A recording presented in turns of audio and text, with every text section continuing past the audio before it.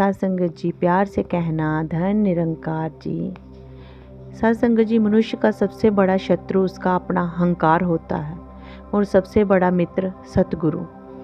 सत्संगत जी, जब अहंकार हावी होता है तो मनुष्य उलझन और दुख में फंस जाता है, लेकिन जब सतगुरु की दया साथ होती है तो वही मन साधना और शांति का साधन बन जाता है। सत्संगत जी, ऐसी ही एक कहानी है अहंकार और सतगुरु की दया।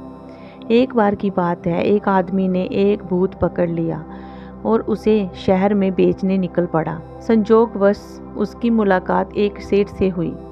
सेठ ने पूछा, भाई ये क्या है? आदमी बोला, ये एक भूत है, इसमें अपार ताकत है, चाहे कितना भी कठिन काम हो ये एक पलक झपकते ही पूरा कर देता है। जो काम लोगों को सालों लगते हैं ये 1 मिनट में कर देता है। भूत की इतनी प्रशंसा सुन सेठ का लालच जाग उठा। उसने पूछा, इसकी क्या कीमत है? आदमी बोला, सिर्फ 500 रुपये। सेठ हैरानी से बोला, सिर्फ 500?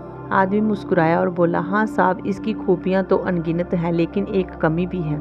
अगर इसे कोई काम ना मिले तो ये अपने मालिक को ही खा जाता है। सेठ ने सोचा, मेरे पास तो कारोबार की कोई कमी नहीं, काम कभी खत्म नहीं होगा, और उसने तुरंत वह भूत खरीद ली। भूत घर जा, काम दो, काम दो, काम दो। सेठ तैयार था, उसने तुरंत 10 काम बता दिए, लेकिन भूत उससे भी ज़्यादा तेज निकला।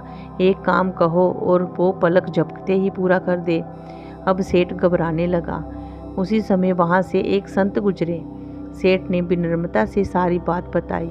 संत मुस्कुराए और बोले, चिंता मत करो, भूत से कहो कि एक लंबा बांस लगा लो और उसे तुम्हारे आंगन में गाड़। जब भी काम हो काम बताओ। जब कोई काम ना हो तो उसे कहो कि उस बांस पर चढ़े और उतरे। इस तरह काम भी होता रहेगा और मुसीबत भी नहीं आएगी। सत्संगत जी, सेठ ने वैसा ही किया और शांति से रहने लगा। असल में वह भूत कोई और नहीं बल्कि हमारा मन ही है। सत्संगत जी, असल में वह भूत कोई और नहीं बल्कि हमारा मन ही है। वह हमेशा व्यस्त रहना चाहिए। यदि इसे काम ना मिले तो ये अहंकार और वासनाओं में उलझकर अपने ही मालिक को खा जाता है। यही कारण है कि जीवन में सतगुरु की दया अनिवार्य है। सतगुरु हमें ये राह बताते हैं कि सत्संगत जी, सांस ही वह बांस है और हर सांस के साथ ईश्वर का नाम जपना ही उस पर चढ़ना उतरना है। जब मन को काम मिले तो उसे कर्म में लगाओ, और जब काम ना मिले तो उसे जप, ध्यान और नाम स्मरण में लगाओ।